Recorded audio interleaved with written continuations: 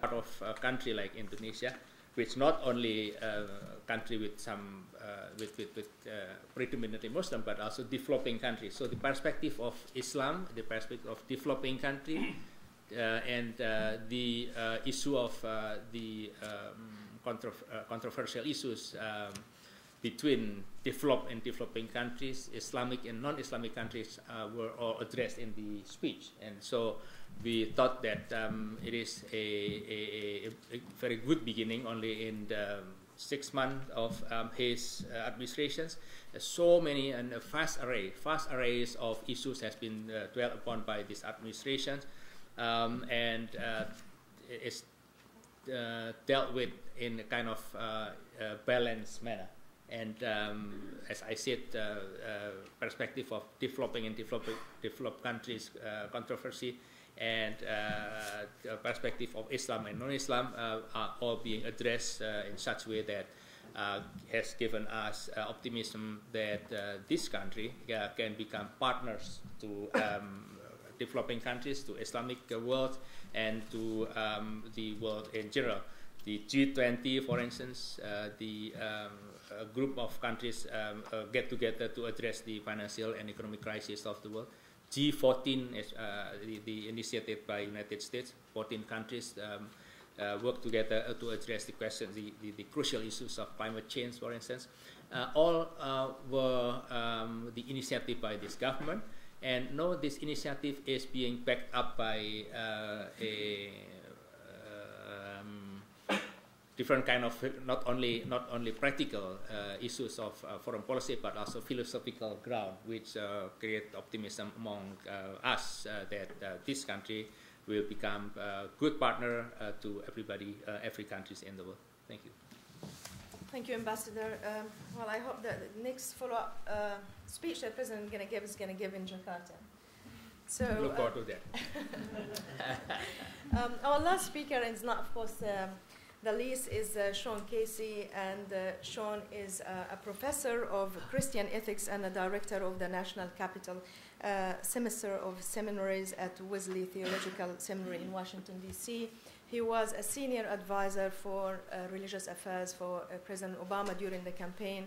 He spent 4 tough months on the road.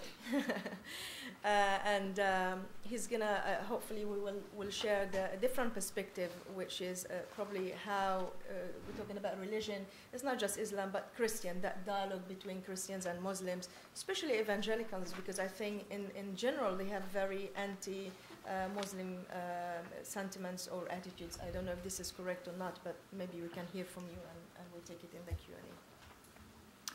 Thanks so much. First of all, let me say thank you to CSIS. Your post-conflict reconstruction project has been at the cutting edge of the role of religion in international affairs, and it's always great to be back here among friends. And I think only CSIS would be the people to sponsor this kind of forum and discussion today. So again, thank you for your hard and good work. I want to take a slightly different tack and focus on the question of how can President Obama's administration begin to institutionalize his concern for and facility with religion as a potent force in international affairs.